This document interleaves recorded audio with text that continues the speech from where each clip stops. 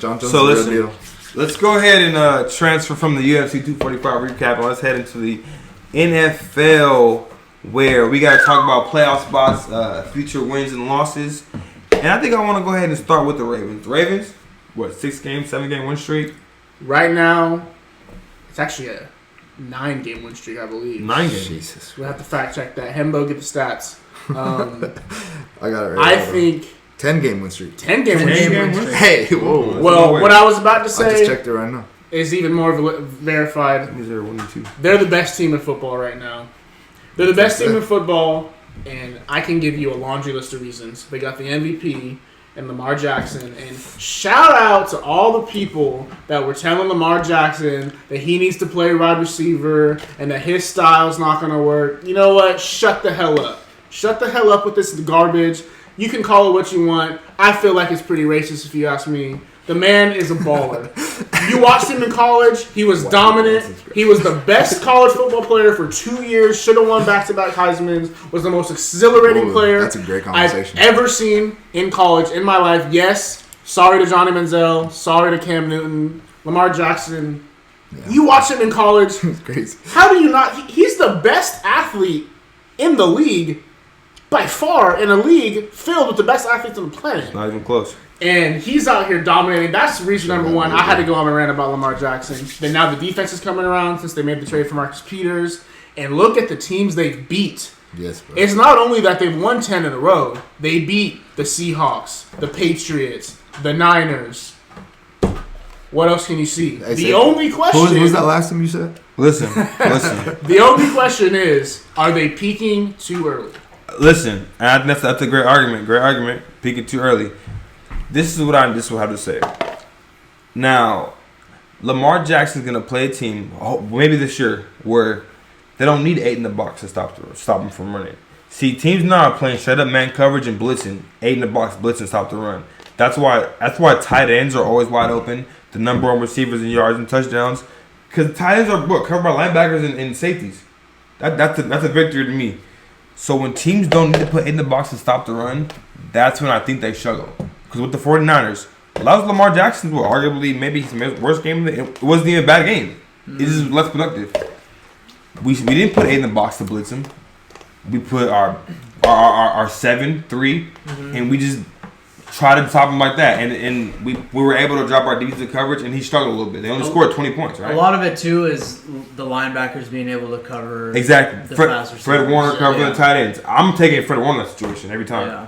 Dude's great coverage. He's probably the 3rd best behind maybe Deion Jones and Bobby Wagner. In coverage? And Kuechly. I need to see one. That's fair? Absolutely. Very fair. I 100%. But I'm saying, Fred Warner's a stud. He's a young I like it for sure. But regardless, he's not there yet. If you have the linebackers that can cover, you should be it good. helps a lot. A lot. It puts a lot of pressure on Lamar Jackson. That's a big So is Lamar Jackson... It's a huge So is Lamar Jackson going to thrive and he has to actually throw into coverages, or because he's not just playing man?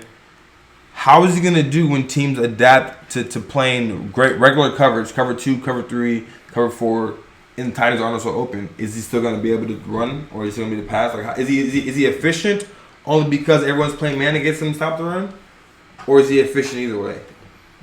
I think his abilities being able to run the ball and pass the ball is what makes him dangerous. You can't play cover 4 zone because then he's going to scramble or get yards, you know what I mean? Or throw a screen, you know what I mean? Or it's going to hand it to Mark Ingram and bury That's what I'm saying. If you play zone, you're playing to get in your zone. You're playing to get back in your zone. So you're not going to play up on the scramble or up on the dive, you know what I mean, or screen. You need to be in your zone. So I feel like that's what makes Baltimore super dangerous. And yeah, I agree, they're the best team in the NFL right now. Right, we're all great, smart football minds. We played football in college. If you're a defensive coordinator, what are you telling your defense? How do you game plan against this? It is tough. In defenses like this, when they're going against option offenses and stuff like that, it is 70% assignment football. When we played against San Mateo, MJC, we had 13 tackles. Only because I don't care if he has a ball or not. I'm tackling you. But I've seen 2 weeks in a row the Niners and Bills play assignment football and Lamar play it perfectly. And the thing was, and Lamar Jackson put people in a blender. And the difference between that was Lamar Jackson made a few clutch throws. He's special. And he ran the ball on 4th and 1, got a few first downs. The 49ers, for me, have played Lamar Jackson the best, maybe other than Cleveland when they that anomaly blowout, but have played the Ravens the best. Lost by 3 on just to the field goal. Now, when we play, if we do play in the Super Bowl, it's going to be in a dome, turf grass, no rain. Who has the advantage? The 49ers run game? It's not necessarily a guarantee, by the way. The Super Bowl's in Miami this year. Is it? Oh, it's in not Miami. a dome. It has rained It's before. not a dome. And it has rained in Miami Wow. before. Okay. And Colts Bears. In Super February. That's a Bowl. big difference. Yep. Okay, Which is okay. crazy. That's crazy. I think a lot of it for the Ravens is, I think you're gonna give up yards and points to Lamar Yes. either way, but you got to be able to score on their defense. It's the I think red their zone. defense isn't I talking think, about and I it. think it's the red zone as well. Like you can't let them score 7 every time they're in Yeah. the red zone because they're gonna get in the red zone. Yeah. That's Well, a the given. thing with the Ravens that I've noticed if watching the last couple of games is their first 3 drives, they're up 21-0 before you 21, can yes, blink. yes. And then if they get up on you, I'm sorry, it's over. You're not getting a comeback on these guys, so they're just going to grind you to the dirt all night. You see, and I love the Ravens defense because they'll blitz a safety on the left side. They'll bring a corner in like on the right side. Like they do such crazy stuff, and they have such like go getters like Marcus Peters. He'll try to get an interception or go for a forced fumble. Like Earl Thomas, he's a great safety. Go Texas, baby. I'd really But like to see them their play the defense Chiefs is amazing. again in the playoffs. Yes. And the thing is, the That'd Chiefs be sweet. have regressed since that game, and I feel like the Ravens are only getting better every week. See, they I have, feel like- but Mahomes is amazing. Yeah. Mahomes He has a chance. has been dinged up. He's had a lot of I don't think major- they had Tyreek Hill in that either. I don't Did think they? so. They didn't. I think no. he was out during No, that. they didn't. They didn't. They And they didn't. still won that It's a game. big difference. But But I'm the Chiefs, saying, I mean, both teams are very different. That Right. was Right. an early game. That was an Right. early game. The True. Lamar is, Right. Oh yeah, he's On Krypton he's not right human now. anymore.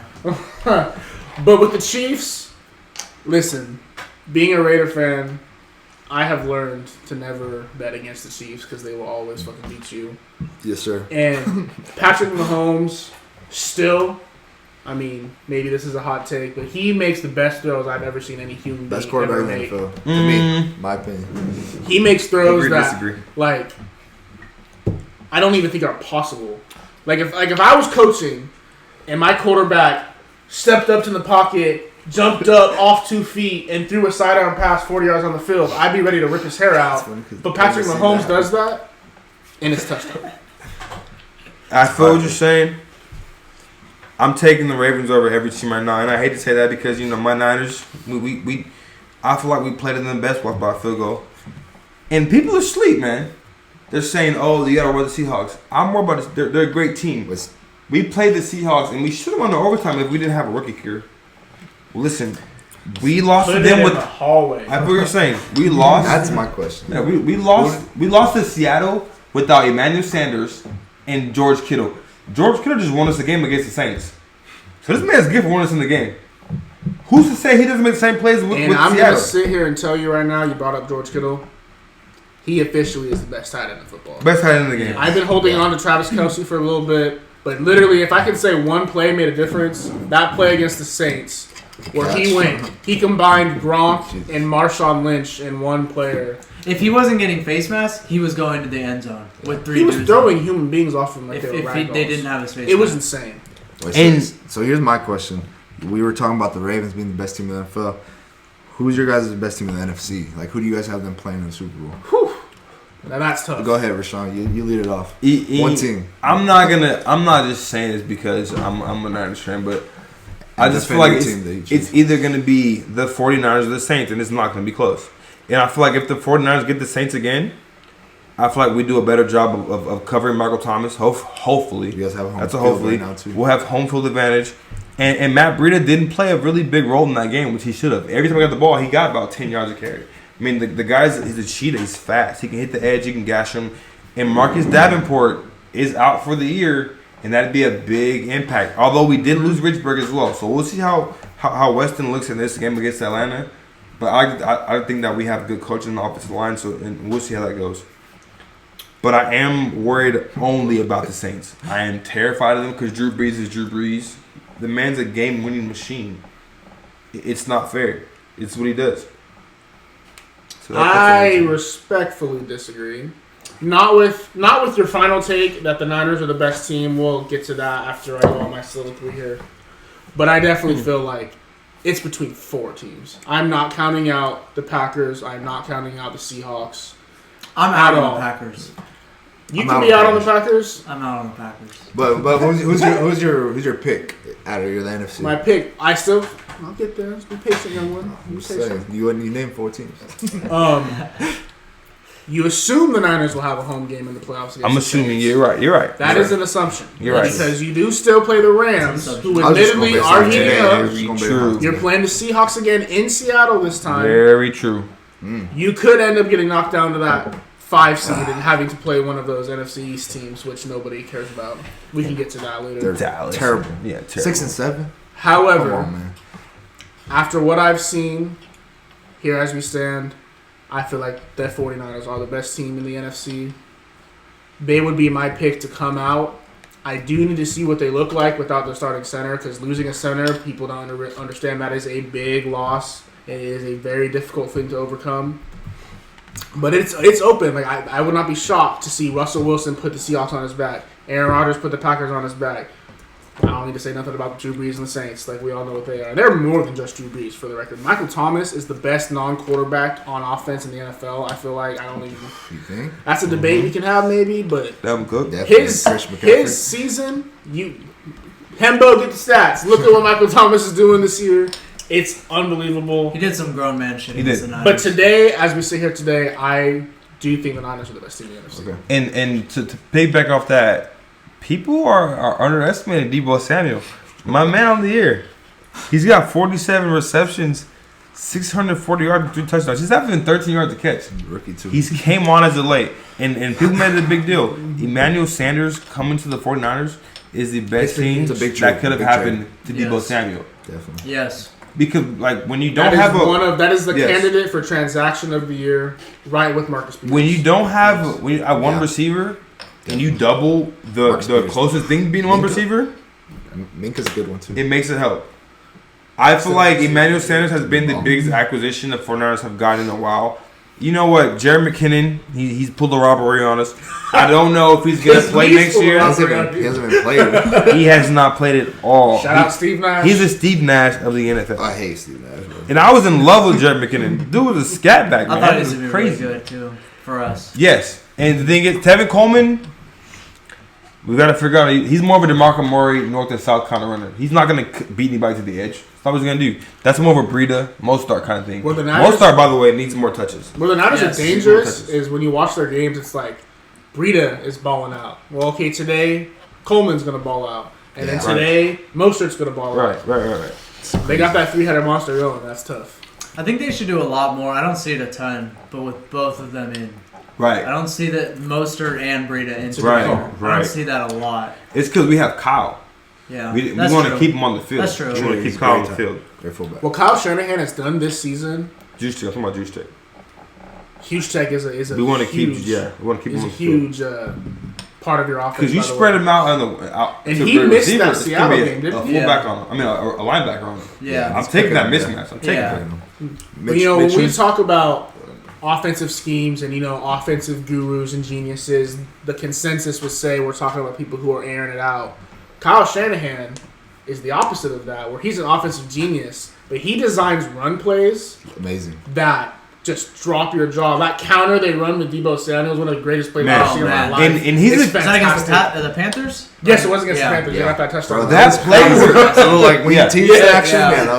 play that play where Juszczyk got the ball and pitched it outside the most. Oh my God. Genius, dude. They stole that. I've never seen that. Listen, I've seen it. Kyle Shanahan, to me, he's the king of just curating extra gaps with the fullback.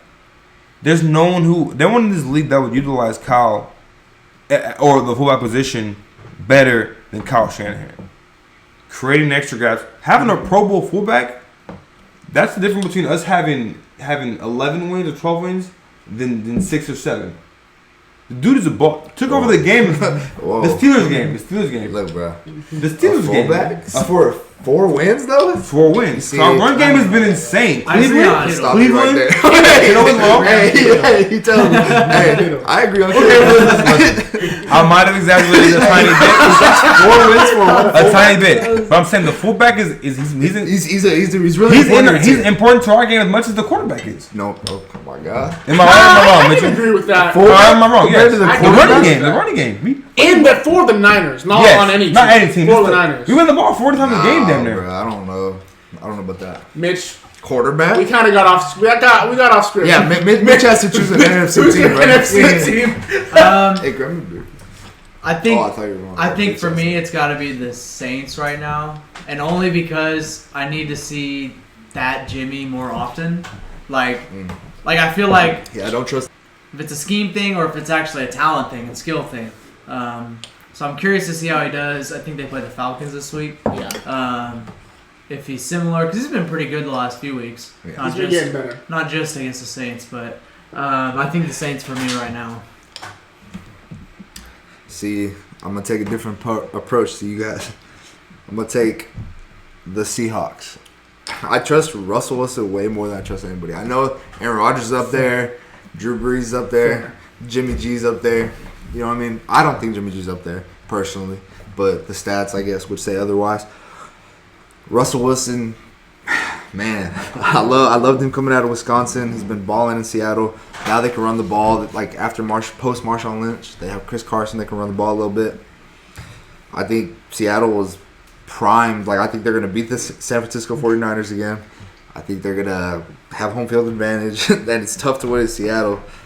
I'm wrong with the Seahawks, man. And to enhance your point some more, not necessarily that I agree, but it's the point I would make. Just ask yourself this: if you're playing the Seahawks, you're rooting for the Niners, Saints, Packers, whoever. It's a playoff game. You guys just scored. You're up 4 points. 2 minutes left in the game, and you're kicking off to Russell Wilson. How confident do you feel? He's a baller, man. He's a baller. I'm packing my bags. Russell Wilson just does not lose in the clutch. He tried to lose in the clutch on Monday night against the Niners, but still somehow came out and got a W because it's just like, and we love to say we're experts and we have the stats and we have this and that. Sometimes it's just magic. Bro. And Russell Wilson has the magic. I don't know if it's Sierra. I don't know if it's Raising Future's kid. I don't know what the hell it is. You said Sierra, bro? I don't know what the hell it is. Oh, my God. I don't know if it's the Wisconsin cheese that he was been eating or what. But Russell Wilson, I got nothing to say. What can you say about the man? What would you say would be the thing holding back the Seahawks from winning? Because I think we all agree Russell Wilson would be the reason for them winning. What would be kind of like their main weakness that would hold them back from beating like the Saints in a game The only thing I can see, because Seattle's really a complete team. I was going to say their defense, but they have like some ballers up there, Bobby Wagner, KJ Wright, Jeremy Reed. Like they're all playing really well. But I think their biggest issue is getting home field advantage. If they don't get home field advantage, like, because playing in Seattle is such a luxury. You get to sleep in. You have the 12 man that they call it. It's actually been officially recorded as the loudest stadium in the NFL, over the Superdome. You can't beat that. So I think if they have to travel to Green Bay or if they have to go to New Orleans or even playing in San Francisco, I think that would be detrimental to them. That's the only thing that I can see really. I have bothering concerns them. about their secondary.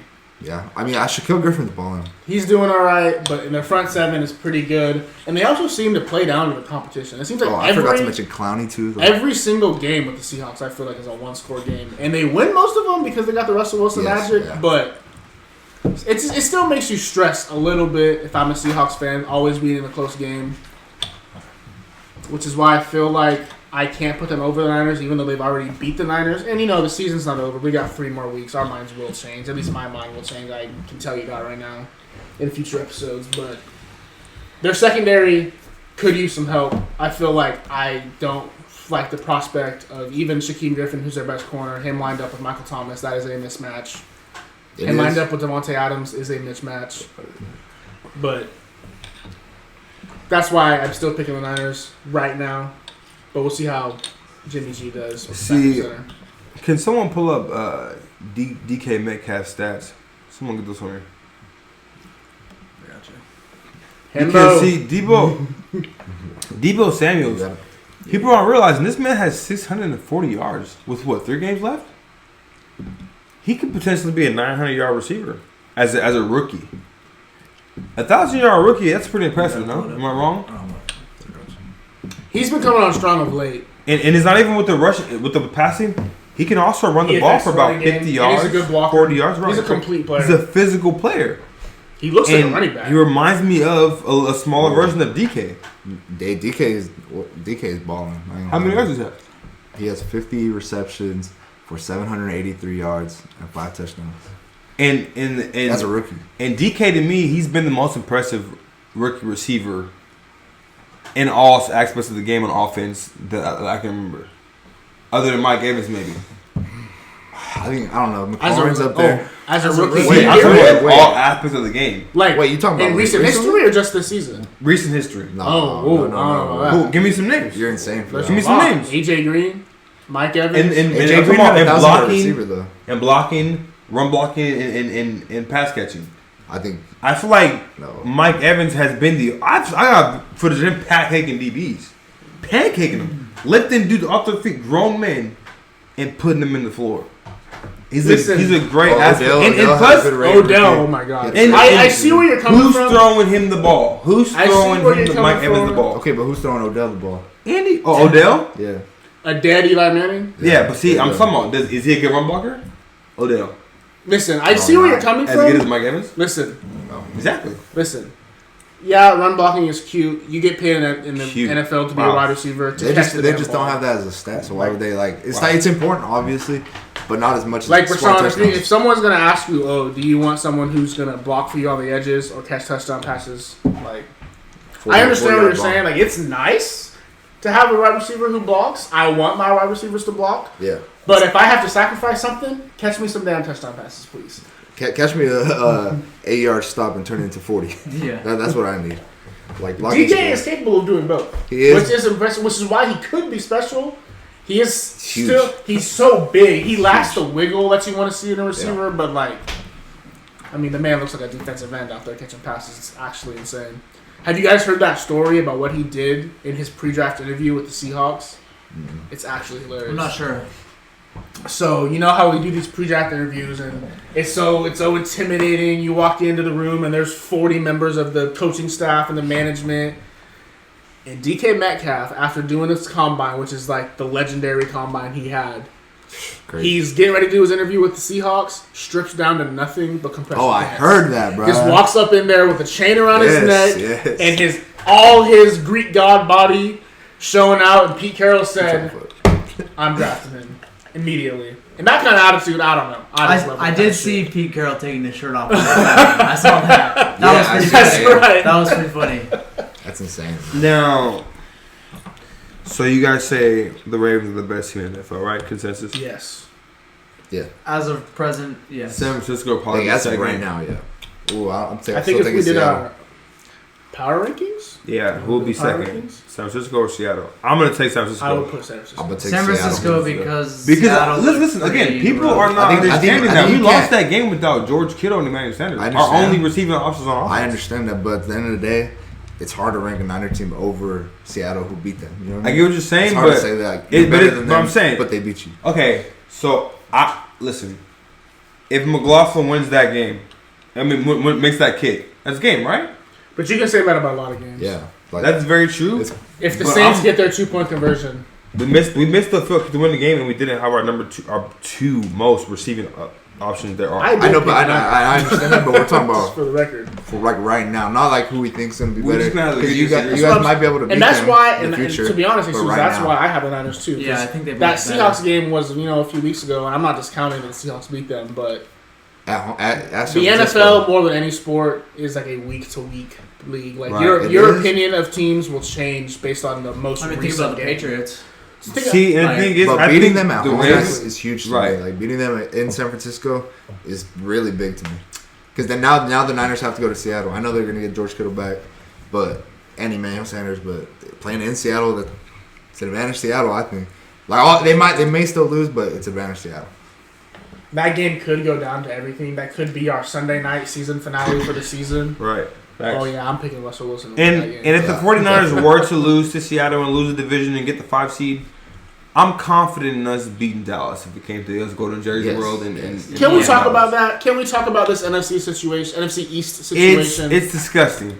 It's not okay. They both look atrocious. It's terrible. And the thing is, the last time I can remember a team being 9-7, maybe under 7-9 was Seattle. They were 7-9 when they beat the Saints. So you can't really say, they deserve to be in. And that's why if I was a Niner fan, like, you guys are Niner fans, that shit would stress me out. I don't want to be 12-4 having to go play. It would stress me out. Team. Yes, you're right. See, but the 49ers, to me, they have the main, what's up I'm looking for? Recipe to be great in the NFL. It's a run game with winning their interior lineman offense and defense. Maybe not as much as offense, but defense, we for sure have the best front seven, in my opinion, in the NFL.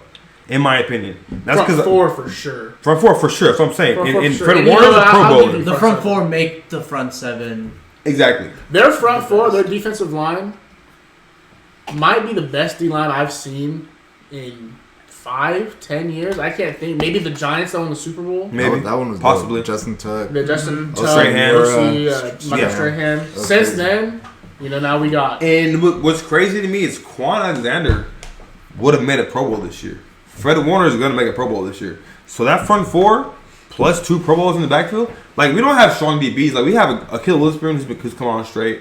Sherman's having a Pro Bowl year. Safety's Tart and who else? Tart and who's the other one? Did you already mention Ward? Jimmy Ward, Tart and Ward. Those guys are great contributors, but like I said, our strong four and forefront is the front seven. Because, we give up a lot of yards in rushing. We're 26th in the league in rushing. But it's a bend, don't break mentality. You're not going to pass on us because you're not going to have any time. And if you do have time, Sherman's blanketing somebody. So, bro, how mad would you guys be if yours are the Rams? Because they're what, 8-5 and Cowboys. They're 8-5 and out of the playoffs, and Cowboys are 6-7. There's a scenario that's in place where the Rams could be potentially 11-5, 10-6. Have a win over the Cowboys and not make the playoffs. And miss the playoffs. See, very true. The NFL has to fix that. Very true. And look at this. No one's talking enough about the Buffalo Bills. Listen. What's that voice you're doing? You sound like Willy Wonka. Listen, the Buffalo Bills play Lamar Jackson pretty great this weekend. It was a close game, right? No, it was a close 7-point game, 24. That's legit. Playing the Ravens Bills are legit. The Bills are legit. They are. But it's Buffalo, like everything, 9-win team. Everything we can see on paper, everything we can see even on tape or stats or whatever their record tells you they should be a consensus top 5 team in the NFL. Very true. Why does nobody think that? And the straight up fact is, it's just you see the logo, you see Buffalo Bills, and you don't respect it. You just say, okay, yeah, but we're gonna play New England in 2 weeks. Now, if they beat New England, now we're gonna have some conversations. That's gonna create. So I feel like for me, I'm holding off reservations on saying anything about the Bills until they have Sunday night against the Steelers this week. I think they're going to get this W. Mike Tomlin is doing a fantastic job coaching grocery baggers for the Steelers to an 8-5 record, which is insane. But I think the Bills are going to get that win. Then they play the Patriots next week. Potentially, people don't talk about this enough. They could put the Patriots in the wild card.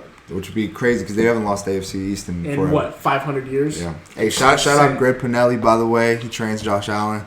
We're talking about you. You know what I'm saying? We believe in you, but we got to see a little bit more. Josh Allen from the Valley. 559 FJC alum, Greg Pinelli, Passing Academy. Go check him out. Instagram. The Buffalo Bills, they might be able to challenge the Patriots. They have everything else, but another important component to their team.